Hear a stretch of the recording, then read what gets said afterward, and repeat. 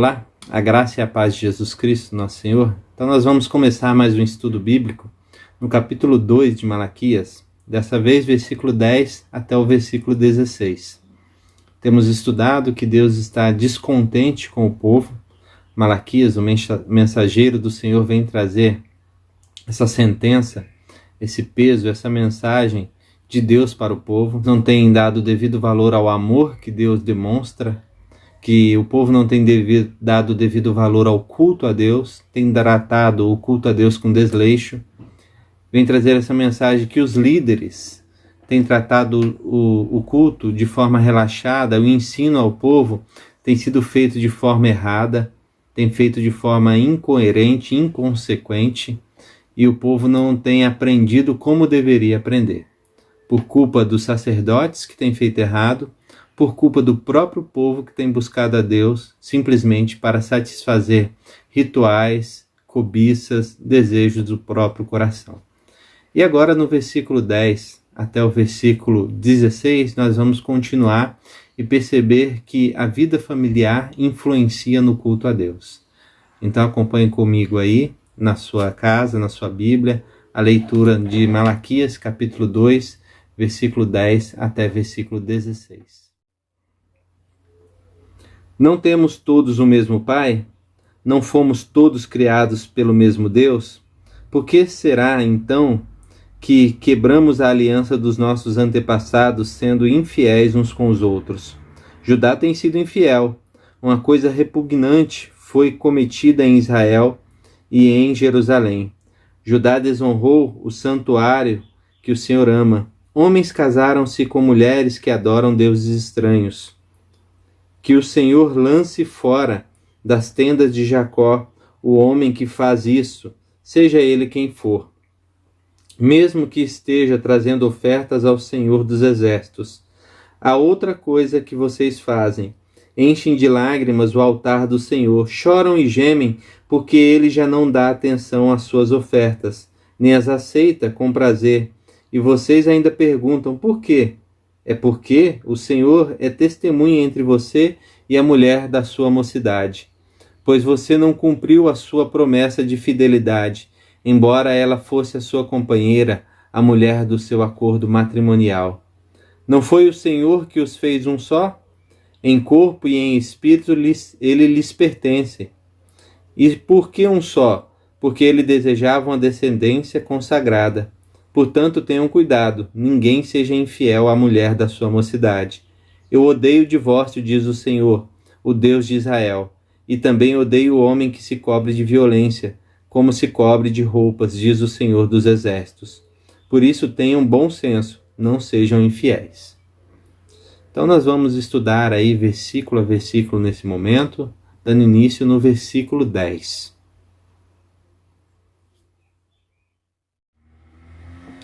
Versículo 10, então, começa aí com esse questionamento. Não temos nós o mesmo Pai? Não fomos todos criados pelo mesmo Deus?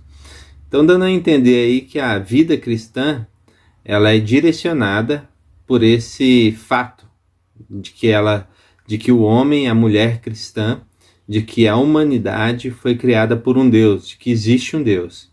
E de que essa humanidade, então, ela deve prestar contas a esse Deus que é Criador e que também é Pai. E logo em seguida, após esse questionamento, vem uma acusação de uma quebra de aliança. E essa aliança foi feita entre Deus e os antepassados do povo de Judá, e o povo de Judá estão quebrando essa aliança. E eles estão sendo infiéis uns com os outros. Então aí a primeira acusação, né? A quebra de uma aliança por parte do povo, e também a infidelidade entre um e outro do povo. Em seguida, logo no versículo 11, a acusação continua e em seguida a acusação se mantém também de infidelidade, né? Nós percebemos aí versículo 10, vocês têm sido infiéis uns com os outros. No versículo 11, Judá tem sido infiel logo no início. E isso para Deus é algo repugnante. Algo repugnante está acontecendo em Jerusalém. E o que é esse algo repugnante? Ainda no versículo 11, uma desonra a Deus, uma desonra direta. Judá desonrou o santuário que o Senhor ama E aí a pergunta é: como Judá desonrou? Judá desonrou o santuário de Deus casando-se. Os homens casaram-se com mulheres que serviam outros deuses. Essa infidelidade para com a aliança que eles tinham com Deus, essa infidelidade para com Deus, ela se mostra no fato de que Judá, os homens de Judá estavam se casando com mulheres que não temiam a Deus, com mulheres que eram de outros povos e adoravam outros deuses. E o texto continua ainda no versículo 12, é apresentado qual é o castigo por conta dessa relação que o povo estava tendo de desonra a Deus e de infidelidade um para com o outro. Que o Senhor lance fora das tendas de Jacó o homem que faz isso, seja ele quem for, mesmo que esteja trazendo ofertas ao Senhor dos Exércitos. Então a acusação é feita, uma quebra de aliança, uma infidelidade para com o Senhor, uma infidelidade para com o próximo, uma desonra a Deus, uma desonra e uma infidelidade ao próximo, e um castigo trazido, é traçado para aqueles que cometem tal erro. Qual é o castigo? Ser expulso da presença de Deus. Então aquele que comete esse castigo, o pedido e o direcionamento que é dado aí no verso 12 é que ele seja excomungado da presença de Deus, excomungado da presença da comunidade. Nós temos aí algo interessante para perceber logo no versículo 12, que todo o povo ele tem o dever de cuidar do relacionamento para com Deus. Então, aqueles que não cuidavam desse relacionamento, que é o relacionamento da comunidade com Deus, eles deveriam ser lançados fora, deveriam ser excomungados. Um detalhe importante ainda no versículo 12, que me parece que as pessoas estavam tentando, por meio das suas ofertas, apacentar ou apaziguar essa ira de Deus quando ele foi desonrado pela quebra da aliança que o povo estava realizando. Então, eles continuavam trazendo as suas ofertas como se nada tivesse acontecido, esperando que Deus fizesse aquilo que eram os seus desejos, suas cobiças, e tratando Deus como uma espécie de caixa eletrônico que vai lá e passa o cartão, e aí Deus dá aquilo que ele deseja, porque eles estão pagando, porque eles estão apresentando algum tipo de documento, do qual diz: olha, eu faço parte disso. E aí o texto é muito específico, muito claro: se vocês estão desonrando a Deus, se vocês quebraram a promessa, se vocês têm sido infiéis, não adianta ficar trazendo oferta e achando que Deus tem alguma obrigação para com vocês. Muito pelo contrário, vocês precisam ser excomungados, serem expulsos do meio do povo de Deus.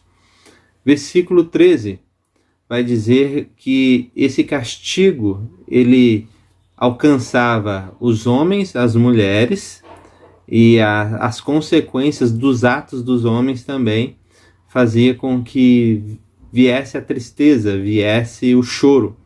A outra coisa que vocês fazem, aí enchem de lágrimas o altar do Senhor, choram e gemem, porque ele já não dá atenção às suas ofertas, nem as aceita com prazer. Então, dentro do castigo que é dado a estes homens infiéis, é a não aceitação de suas ofertas. Então, apesar deles tentarem comprar Deus, Deus não aceita essas ofertas destes homens.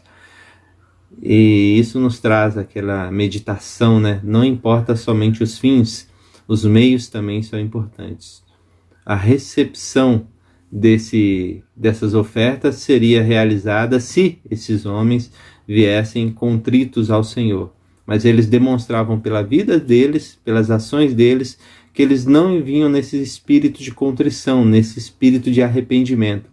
Muito pelo contrário, eles vinham numa oferta ao Senhor como que se pudessem comprar a Deus, comprar o favor de Deus. E isso não é possível, nós já sabemos disso. E o versículo 14, nós temos outro questionamento, aí no verso 14, que é: e vocês ainda perguntam por quê? A pergunta é: por que você, Deus, não está aceitando a nossa oferta? Por que, Deus, você não aceita as nossas lágrimas, o nosso choro? E aí agora vai ficar muito mais claro, muito mais específico qual foi a quebra da aliança, qual foi a infidelidade do povo um para com o outro, qual é a infidelidade para com Deus. Versículo 14, é porque o Senhor é testemunha entre você e a mulher da sua mocidade, porque você não cumpriu a sua promessa de fidelidade, embora ela fosse a companheira, a mulher do seu acordo matrimonial. Então, qual é o motivo da quebra de aliança? Qual o motivo da indignação, da desonra que foi feita a Deus? Esses homens estavam se divorciando de suas mulheres e se casando com mulheres estrangeiras. Esses homens estavam se divorciando de suas mulheres, dando carta de divórcio às suas mulheres e casando-se com mulheres que adoravam deuses estranhos, falsos deuses de outras comunidades. Isso denota, retomando do início, uma quebra de aliança, uma infidelidade de uns para com os outros, denota uma desonra a Deus, denota uma falta de zelo de um para com o outro, denota uma total falta de ética, denota também um descaso para com a aliança e para com o desejo de Deus para o seu povo. Então, isso denota também uma total falta de zelo para com as promessas que foram realizadas a essa mulher. Olhando para isso tudo, a gente se questiona, por que Deus se preocupa tanto com o casamento? E o versículo 15 vai nos dar uma direção. Não foi o Senhor que os fez um só? E isso lança à luz aquilo que está escrito em Gênesis, deixará o homem, o pai e a mãe, e se casará com sua mulher, se juntará à sua mulher, e serão uma só carne. Então o texto parece dizer que quando o homem e a mulher se juntam, eles são uma só carne e são um só espírito perante Deus. É um texto um pouco difícil na realidade, se você ler autores diferentes, do verso 15, cada um tem uma opinião a esse respeito, mas a argumentação de Malaquias parece ser a mesma. O problema é que vocês quebraram aquilo que o Senhor constituiu, que é o fato de que um homem, a união de homem e mulher, faz deles uma só carne e um só espírito, se torna um. E quando vocês quebram isso, vocês estão desonrando a Deus. E aí o texto continua, Em corpo e em espírito eles lhe pertencem, e por que um só? Porque ele desejava uma descendência consagrada, portanto tenham cuidado, ninguém seja infiel à mulher da sua mocidade.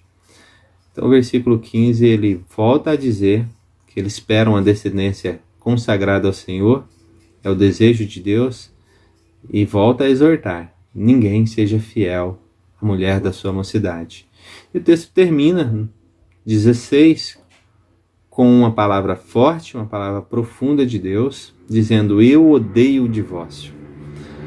Não são todos os pecados que são colocados na lista de ódio, onde Deus odeia, ou pelo menos são transmitidos com essa palavra tão forte, dizendo, olha, eu odeio, mas este é um deles.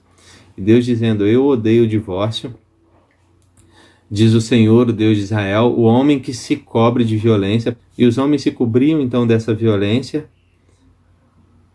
e tratavam isso de uma forma muito branda, muito natural, como se nada daquilo impactasse em suas vidas, e o Senhor vai reafirmar, por isso tenham bom senso, não sejam infiéis. Bom, e o que então esse texto nos leva a pensar, nos leva a refletir? Primeira coisa que eu quero pensar com você é você que não é casado ainda. Você que não é casado, você que ainda não escolheu uma mulher. Então a reflexão para você é se você vai ser fiel a Deus e vai escolher um cônjuge, um homem, uma mulher que agrade a Deus. Pense nos critérios que você tem utilizado para escolher um namorado, uma namorada. Nos critérios que você tem escolhido para escolher um noivo, uma noiva. Atualmente os critérios que eu tenho visto, tenho percebido, é simplesmente um. E diz respeito à beleza.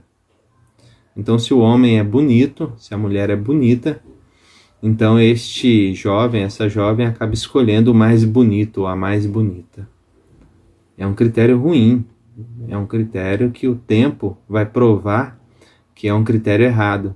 Porque vai chegar um dia que a sua mulher linda, maravilhosa, vai balançar o braço e vai ter algo balançando aqui embaixo, uma pele solta. Vai chegar o tempo que esse homem maravilhoso, cheio de músculos, aquele peitoral definido vai estar caído.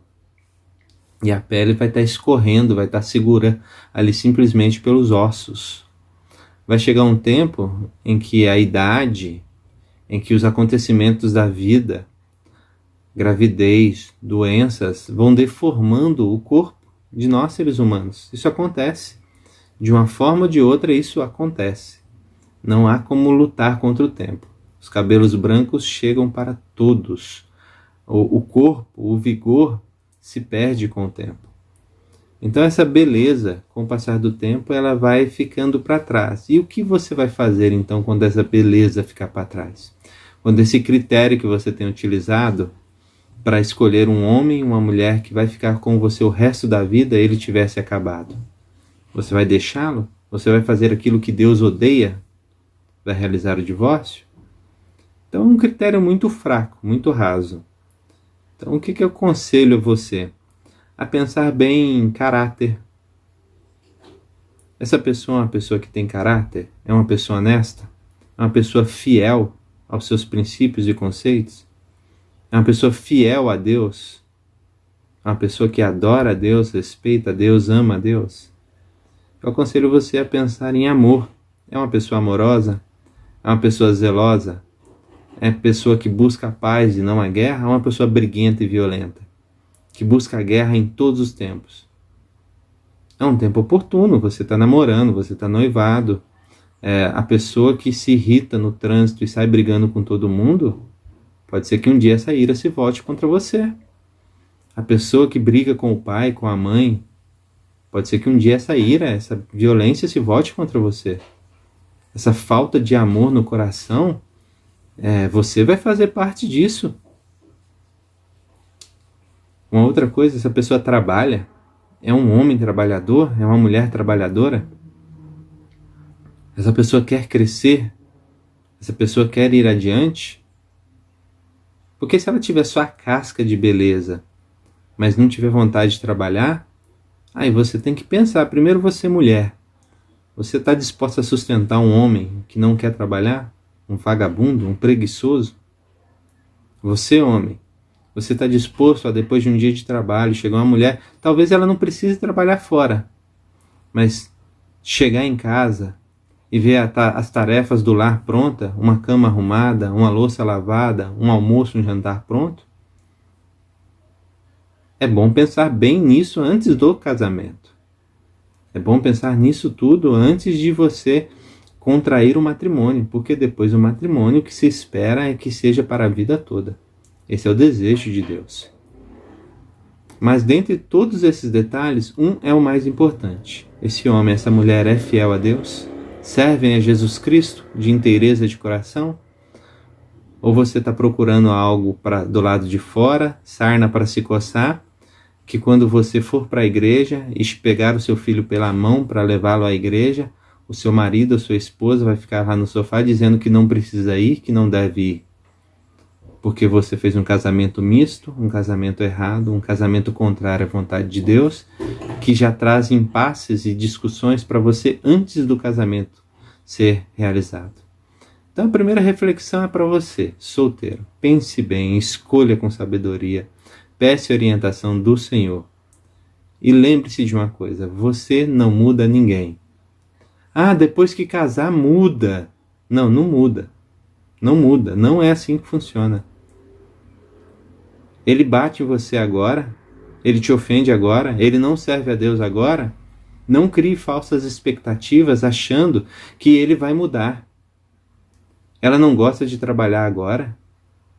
Ela desrespeita os pais e a mãe. Ela vai desrespeitar você também. Não vai pensando que isso vai mudar. Isso pode nunca mudar. Mas é diferente, você vai estar casado. Então é para a vida toda. Então pense bem antes de casar. Aliás, você nem é obrigado a se casar. Tem pessoas que vivem muito bem sem ter se casado.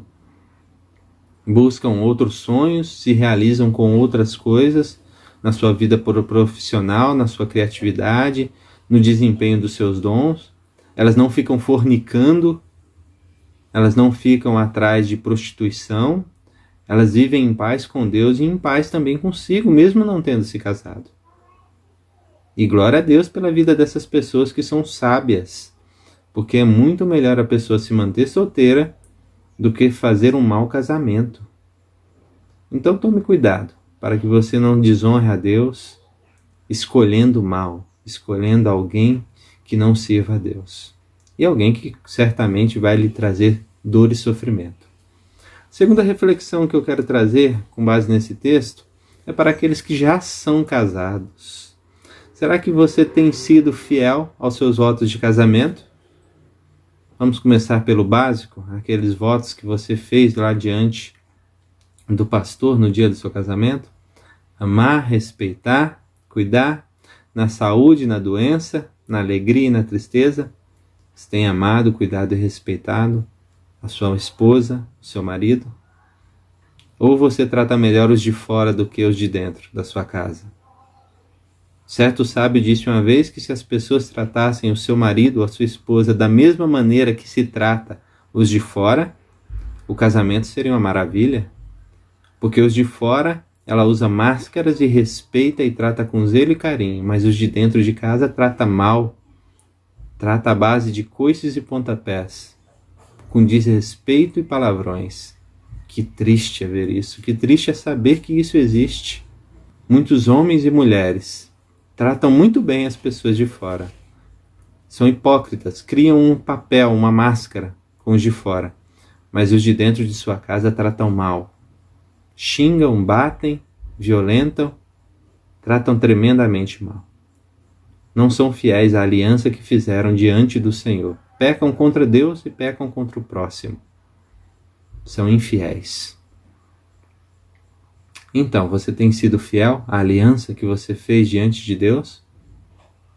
Tem tratado com amor, com carinho, com respeito, com zelo a sua mulher, o seu marido? Mas mais que isso, o texto faz questão de ressaltar uma palavra. E aí eu faço questão também de salientar isso aqui. Versículo 10. Infiéis uns com os outros. Palavra infiel. Versículo 11. Judá tem sido infiel. Versículo 14. Pois você não cumpriu a sua promessa de fidelidade. Versículo 15. Ninguém seja infiel. Versículo 16. Não sejam infiéis. A palavra infiel aparece bastante no texto. Por quê? Porque o autor está dando uma ênfase no fato de que Judá estava sendo infiel e de que nós devemos tomar muito cuidado com a infidelidade. E aí eu quero conversar com você, homem, mulher de Deus, que é casado, como está a sua fidelidade no casamento? Você tem sido fiel à sua esposa em pensamento, em atitude? Você tem sido fiel ao seu marido em pensamento e atitude? O leito de vocês é sem mácula? Ou você tem sido infiel, deitando do lado da sua esposa e pensando em outra? Ou vendo outra pelo seu celular? Você está deitando do lado de sua esposa na própria cama e traindo ela. Você está deitando do lado de seu marido e sendo infiel a ele, na sua mente, no seu pensamento, no seu celular. Quem dera vocês tivessem deixado a prostituição lá do lado de fora, mas trazem a prostituição para dentro do seu próprio lar e se ofendem uns aos outros, e os seus filhos têm que assistir essas cenas lamentáveis e ver como é triste aquelas pessoas que o filho tanto ama brigarem porque a infidelidade invadiu o seu lar. Se arrependa do seu pecado. Se arrependa da sua infidelidade. Deus não aceita o choro daqueles que lidam com hipocrisia, que acham que pode comprar Deus com ofertas. Mas Deus aceita um coração contrito. Um coração que vem em atitude de arrependimento e pede perdão em sinceridade. E se arrepende do seu pecado e o deixa. Meu convite para você, então, se você tem sido infiel a seu esposo, a sua esposa, que você deixe essa infidelidade, que você peça perdão e que você renove os seus laços matrimoniais. Por fim, eu quero que você medite. Após essa reflexão, eu quero te convidar a ler 2 textos. O primeiro está lá em 1 Pedro 3, de 1 a 7, e o outro está em Efésios 5, 22 a 23. Eu vou anotar aqui em cima, vou deixar aqui, para que você possa anotar num papel, caneta, pegar um papel, uma caneta e anotar, e ler depois e pensar realmente sobre o que Deus fala a respeito de fidelidade. Nossa reflexão termina então da seguinte maneira: você que não é casado, pense bem, reflita bem, escolha alguém que sirva ao Senhor, porque o Senhor odeia o divórcio e o Senhor detesta a infidelidade.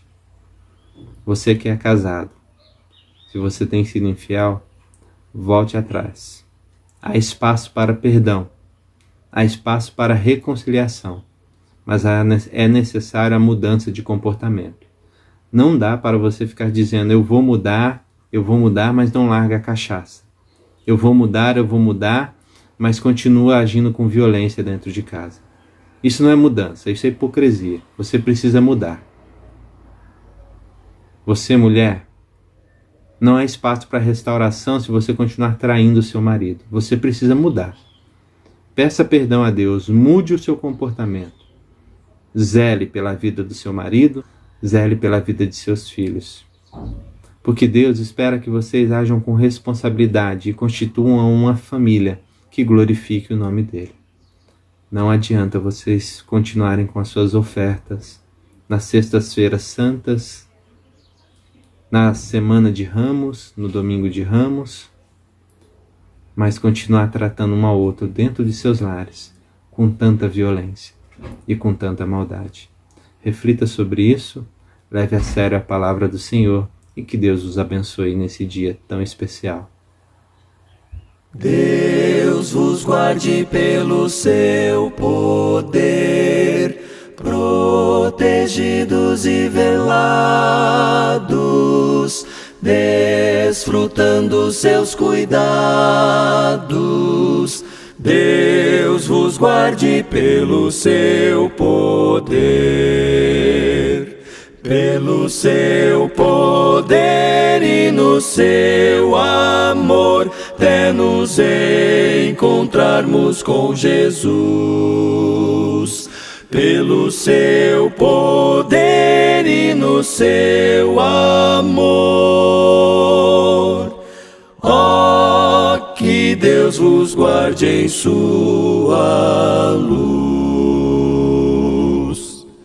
Deus vos guarde do poder do mal, da ruína e do pecado, muito felizes ao seu lado.